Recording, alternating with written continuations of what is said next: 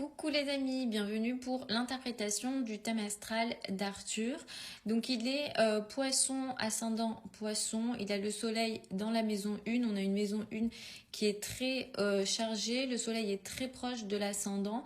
Les soleils qui sont placés de cette façon-là, ça donne des personnes très autoritaires qui ont besoin de guider et de diriger, mais ça se fait quand même avec une énergie du poisson, c'est-à-dire avec une forme de bienveillance, de sensibilité, quoique c'est un peu à limiter parce que Saturne est conjoint au soleil. Du coup, ça donne quand même une personnalité qui peut être parfois très dure, rigide, qui a du mal à s'adapter, mais dont cette adaptation est aussi parfois permise par l'énergie du poisson. Donc parfois, il est un petit peu entre les deux énergies. En face, il y a Uranus et Pluton qui font des aspects à la fois à l'ascendant et à la fois au soleil.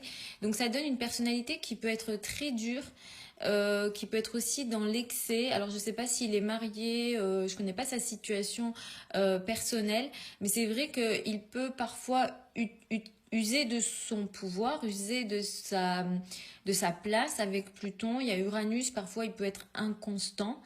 Il peut avoir des réactions imprévisibles entre guillemets. Il y a Vénus qui est à 6 degrés du signe du Verseau, à l'entrée du cuspide de la 12. Sur le plan amoureux, ça peut attirer des personnes qui ont besoin de la liberté. La Lune est carrée à Vénus. Il y a peut-être des soucis avec les femmes en général, autant avec la maman, autant avec les femmes un peu plus âgées ou avec les femmes plus jeunes. Vénus en 12, ça attire des relations entre guillemets illégitimes, des relations cachées, des relations avec des personnes déjà mariées ou en couple, etc.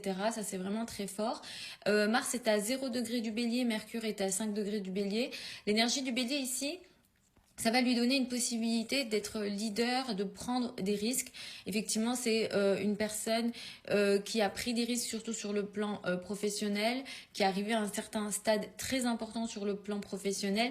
Jupiter est ici en 4.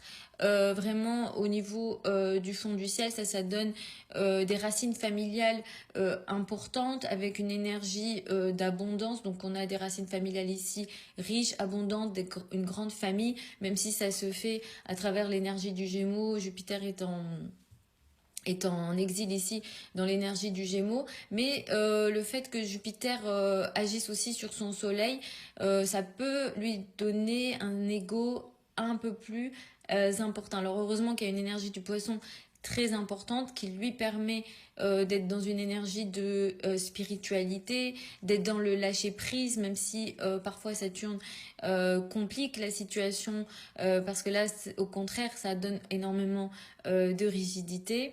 La Lune est à 3 degrés du signe du Scorpion. C'est quelqu'un qui a du mal à exprimer ses sentiments.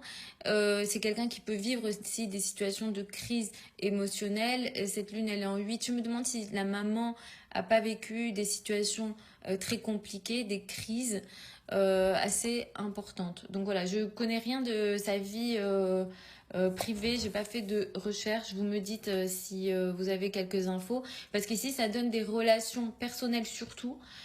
Autant au niveau du travail, ça peut aider, quoique avec Pluton, Uranus en face, parfois il y a des situations imprévisibles et comme j'ai dit, il peut parfois, si mal contrôlé, utiliser son pouvoir à mauvais escient.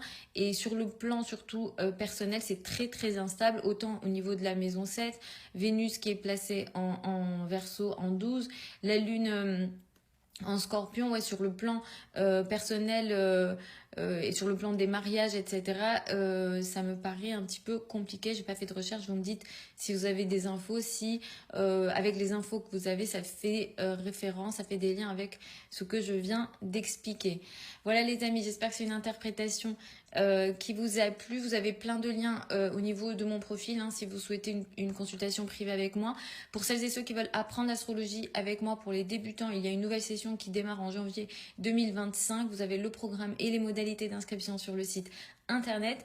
Je vous embrasse et je vous retrouve lors d'une prochaine vidéo.